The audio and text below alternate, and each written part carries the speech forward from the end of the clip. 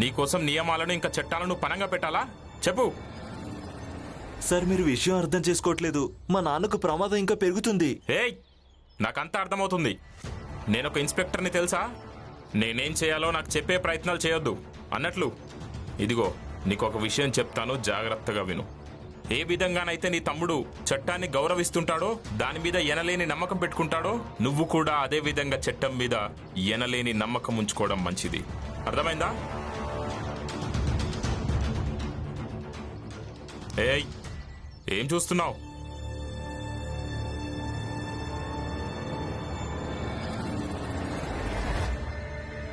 వెళ్ళిక్కడి నుంచి. నీ పనేంటో నువ్వు చూసుకో.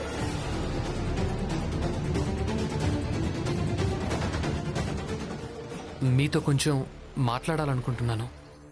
బయటకు రండి సార్, ప్లీజ్. వెళ్ళిక్కడి నుంచి. నీతో ఎవరు మాట్లాడతారు? లేదు, మాట్లాడకుండా నేను ఇక్కడి నుంచి వెళ్లేదే లేదు. బయటకు రండి, కాసేపు మాట్లాడుకుందాం. అంటే చాలా మొండివాడివే, వినవన్నమాట. సరే పద. నువ్వేం వాగుతావో అది కూడా వింటాను. పద.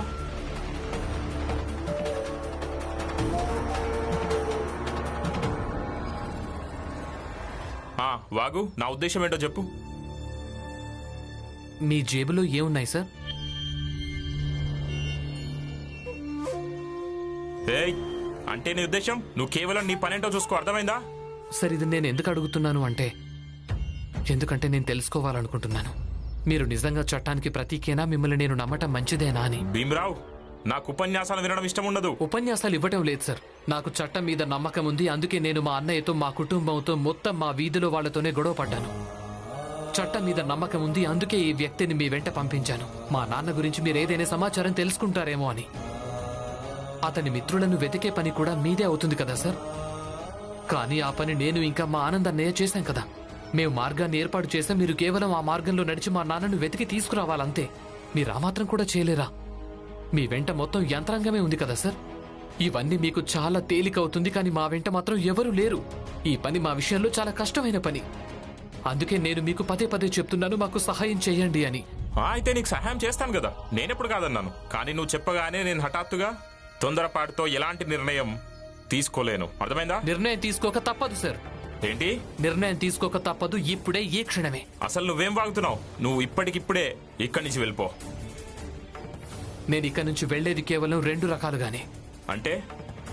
మొదటిదేంటంటే, చట్టం మీద నాకు ఏ నమ్మకం అయితే ఉందో అది దృఢంగా ఉండాలి. లేదా నాకున్న నమ్మకం ఏదైతే ఉందో అది పూర్తిగా తొలగిపోవాలి.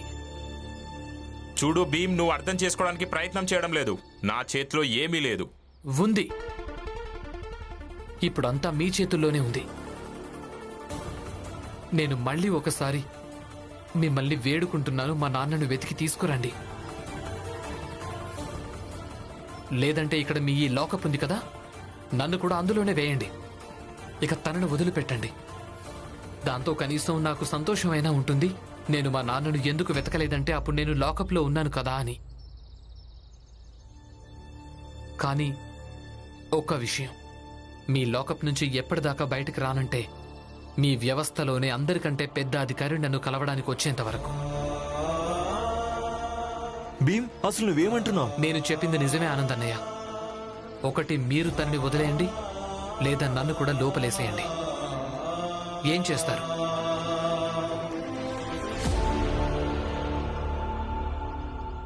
సార్, ఇతన్ని లాకప్లో బంధించారంటే చాలా పెద్ద రాద్ధాంతం అయిపోతుంది. మనం అందరం ఇరుక్కుంటాం. సార్, తనకు గవర్నర్ దాకా పరిచయాలు ఉన్నాయని విన్నాను నేను. సరే సరే, మేం తనని వదిలిపెడతాం. మీరిద్దరు ఇక్కడి నుంచి వెళ్ళిపోండి. మీరు ఇలా ఎలా చేయగలరు? ఆనందన్నయ్య, కానీ భీమ్ అసలు నువ్వేం చేయాలనుకుంటున్నావు నాకేమీ అర్థం కావటం లేదు.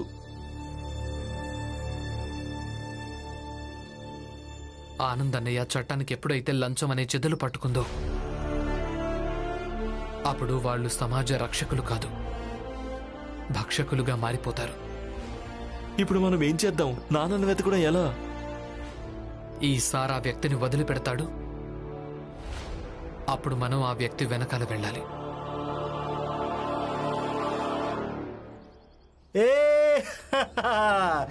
రే నేను విడుదలైపోయాను రా. ఈ రోజు వేడికి చేసుకోవాల్సిందే. ఇంతకీ నువ్వు ఇక్కడికి ఎలా వచ్చావు? ఆ ఇన్స్పెక్టర్ నన్ను వదిలేశాడు. ఎంతైనా మనం రేషన్ సెట్ మనుషులం కదా. వదిలేశాడంటే? ఈ లాకప్ లో వ్యక్తి ఉన్నాడు కదా, ఇతనికి మరో 2 మిత్రులు కూడా ఉన్నారు. ఇక వాళ్ళిద్దరికీ వీళ్ళు అమ్మా నాన్నలు. ముగ్గురి గురించి మీకు విషయం చెప్పాలనుకుంటున్నారు. నేను ఒక ఇన్స్పెక్టర్ని తెలుసా? నేనేం చేయాలో నాకు చెప్పే ప్రయత్నాలు చేయొద్దు. వెళ్ళండి ఇక్కడి నుంచి. మీ పని ఏంటో మీరు చూసుకోండి, వెళ్ళండి. వదిలిపెట్టలేదు. ఆ భీమ్ చాలా తెలివైన వాడు. నీ వెనకాలే వాడు ఇక్కడి దాకా చేరుకుంటాడు. చేరుకుంటాడు కాదు, చేరుకున్నాడు. మీరు ఇక్కడికి రావడం మంచిదైంది. ఈ రోజు మీ అన్నదమ్ములకి మంచి గుణపాఠం నేర్పిస్తాం. నువ్వు తప్పుకో.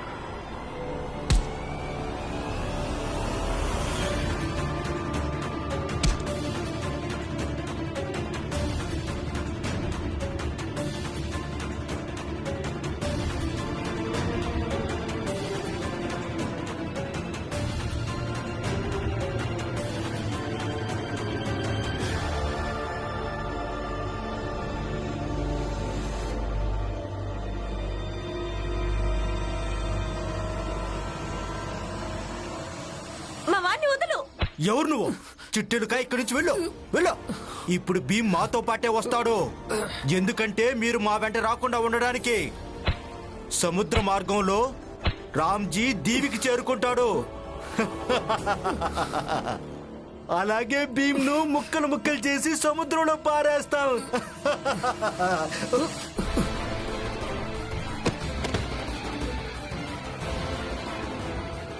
ఏయ్!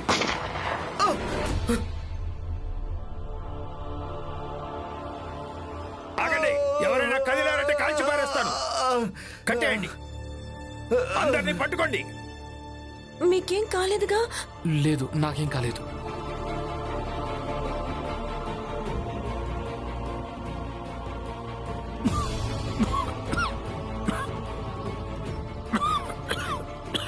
నాన్న, నాన్న,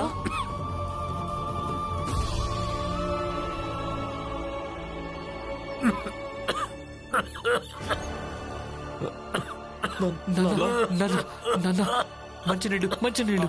వెళ్ళు నాన్న, ఒళ్ళు కాలిపోతుంది. నేను వెళ్ళి దుప్పటి తీసుకొస్తాను. నాన్న, నాన్న, నాన్న.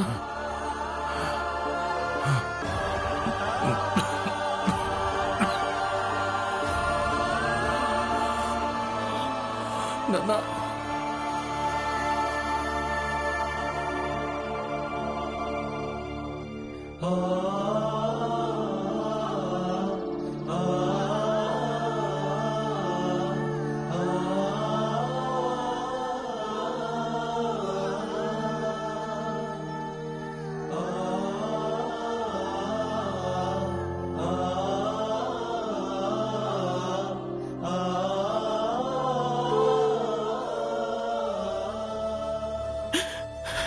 నాన్న మీకేదైనా జరుగుంటే.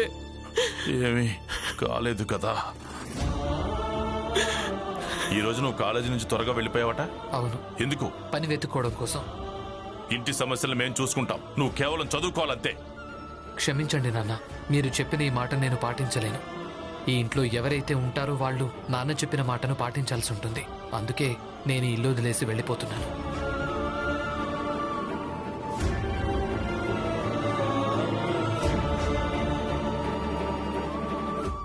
బాబు, నేను మిలిటరీ వాణ్ణి. నేను కన్న కల నెరవేరేంత వరకు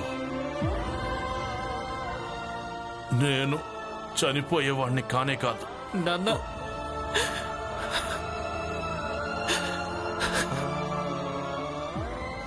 మీరు బానే ఉన్నారు కదా నాన్న? మావయ్య, నన్ను తాగండి, తాగండి.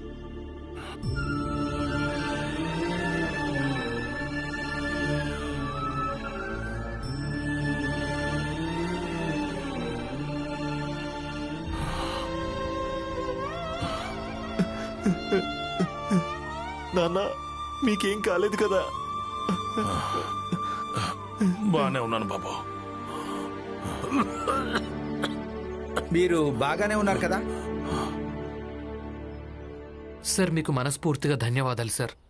మీరు సరిగ్గా సమయానికి చేరుకున్నారు. చట్టాన్ని రక్షించడం మా కర్తవ్యం కదా. కానీ మీకు ఇది ఎలా తెలిసింది మేము ఇక్కడికి వచ్చేసామని? గత 22 నుంచి పోలీస్ డిపార్ట్మెంట్లో ఉద్యోగం చేస్తున్నాను. నాకు తెలుసు డిపార్ట్మెంట్లో కొందరు లంచం తీసుకుంటారని. కానీ ఎవరెవరి కడుపులైతే లంచం తీసుకోకుండానే నిండుతాయో వాళ్ళు ఎప్పుడూ ప్రయత్నిస్తూనే ఉంటారు. జనాలకు చట్టం మీద నమ్మకం దృఢంగా ఉండాలని, వాళ్ళ నమ్మకం వమ్ము కాకూడదని. ఇక నేను నా ఎదురుగా మీకున్న నమ్మకం వమ్ము కాకుండా చూడగలను. సార్, మీలాంటి వాళ్ళు కొందరైనా డిపార్ట్మెంట్లో ఉన్నారు అంటే అప్పుడు జనాలకు చట్టం మీద ఉన్న నమ్మకం ఎప్పటికీ వమ్ము కానే కాదు. ఈ సమాజం సవ్యంగా సాగాలి అంటే సాధారణ ప్రజలకు అలాగే అన్ని జాతుల వాళ్లకు చట్టం మీద నమ్మకం ఉండటం అనేది చాలా అవసరం. ధన్యవాదాలు సార్. నేను బయలుదేరుతాను.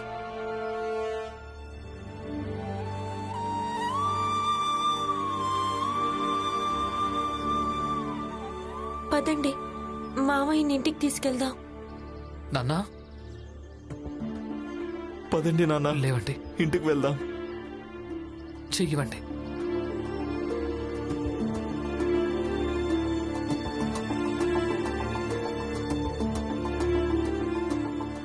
నిన్ను పనిచేయమని ఎవరు చెప్పారు? ఒకసారి మంజులక్క గొలుసు విడిపించేంత డబ్బును సంపాదించానంటే తర్వాత ఉద్యోగం వదిలేస్తాను, అలాగే చదువుకుంటాను. ఒకవేళ పని చెయ్యకుంటే ఇంటి అద్దె ఎలా కట్టగలవు? నేను పనిలోకి వెళ్లాల్సి ఉంటుంది. భీమ్,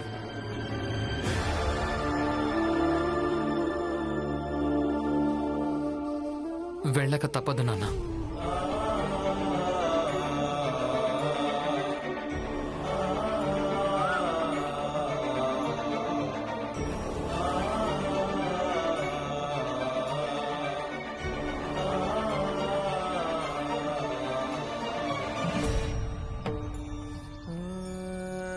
పదండి నాన్న, ఇంటికి పదండి, మీకు అన్ని విషయాలు చెప్తాను.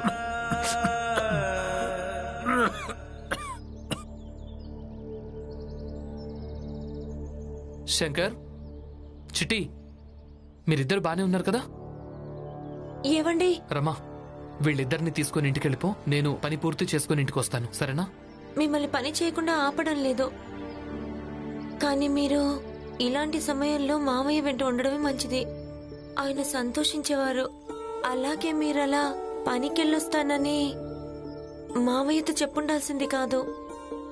ఆయన ఎంతగా బాధపడ్డారో మీకు తెలిసిందేగా. మీరు పని చేయడం మావయ్యకి ఇష్టం లేదుగా. నాకు తెలుసు, ఇది కూడా తెలుసు నేను పని చేయాలని ఎందుకు నిర్ణయం తీసుకున్నాను. అలాగే ఈ విషయంలో నాన్న ఏమేమన్నాడు. అందుకనే మనం ఇల్లు కూడా వదిలేయాల్సి వచ్చింది. కొన్ని పరిస్థితుల వల్ల ఇలా చేయటం అవసరం. అందుకే ఇప్పుడు నేను పని చేయడం చాలా ముఖ్యం అనిపిస్తోంది నాకు. మీరిద్దరూ అక్కతో పాటు ఇంటికి వెళ్ళండి.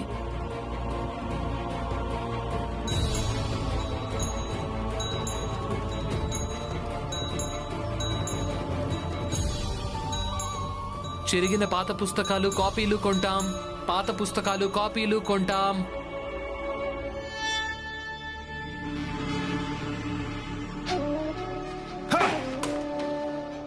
బాబాయ్ మళ్ళీ ప్లాన్ ఫెయిల్ అయిపోయింది. ప్రస్తుతం నేను పోలీస్ స్టేషన్కి వెళ్తున్నాను ఇన్స్పెక్టర్తో మాట్లాడడానికి. ఆ ముగ్గురు మన పేర్లు చెప్పకుండా ఉండడానికి.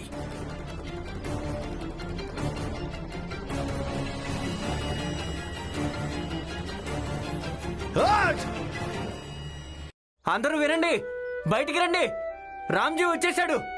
జిజాబాయ్, అక్క, రామ్జీ వచ్చేసాడు.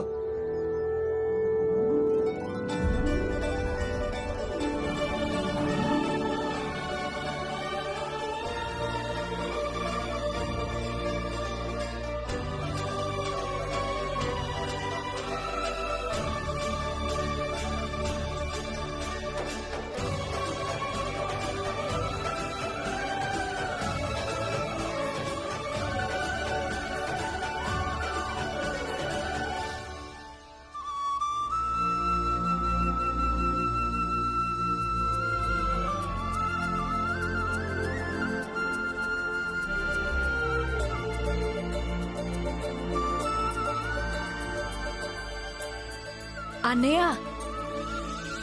మీరు బానే ఉన్నారు కదా? ఆ, బానే ఉన్నాను. నాన్న, మీరు లేకుంటే చాలా భయం వేసింది. అవును రామ్జీ, ఇన్ని రోజులు నువ్వు ఎక్కడున్నావు? సర్లే వదిలే, ఏం పర్వాలేదు. వచ్చేసావు కదా. హితేష్ అన్న, ఎవరి దగ్గర ఆనంద్ ఇంకా భీమ్ లాంటి కొడుకులుంటారో వాళ్ళకి ఏమీ కానే కాదు. మీరు చెప్పింది నిజమే రాంజీ అన్న. భగవంతుడు కృప చూపించాడు. అందుకే మీరు క్షేమంగా ఇంటికి తిరిగొచ్చారు. అవును రామ్జీ అన్న, మేమందరం చాలా కంగారు పడిపోయాం మీరు ఎక్కడున్నారో ఎలా ఉన్నారో అని. అందరూ వినండి, రాంజీ తిరిగి వచ్చిన సంతోషంలో ఈ రోజు నేను అందరికీ ఉచితంగా ఛాయ్ తాగిస్తాను. కానీ అన్నయ్య, మిమ్మల్ని అపహరించింది ఎవరు? తెలీదు.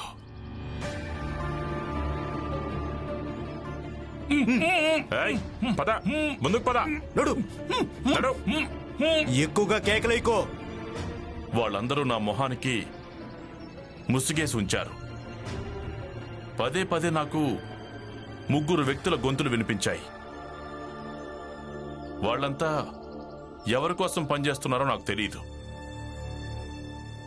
వాళ్ళ యజమాని ఎవరో అది తెలీదు.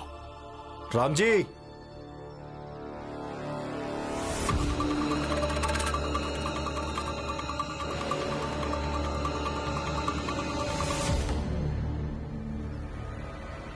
వాళ్ళ యజమాని ఎవరైనా సరే రామ్జీ, నీ యజమానిని నేనే. నీ గురించి చాలా దిగులుగా ఉంది నాకు. అదే, నువ్వు నా ప్రియమైన నౌకర్వి కదా. వెళ్ళి ఈరోజు విశ్రాంతి తీసుకో, రేపు పనిలోకి రా.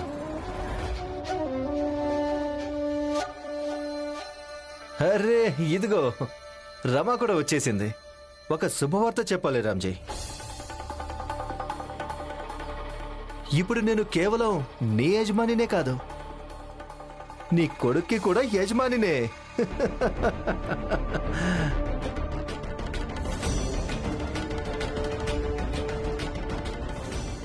అవును, భీమరావు నా కోసమే పనిచేస్తున్నాడు. మిగతా సమాచారం నీకు నీ కుటుంబ సభ్యులే ఇస్తారులే.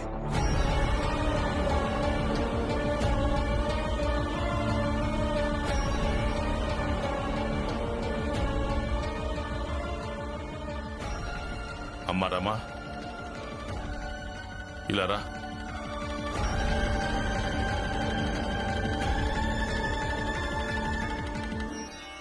ఇన్ని రోజులుగా నేను ఇంట్లో లేను. చెప్పు, ఏమేం జరిగింది?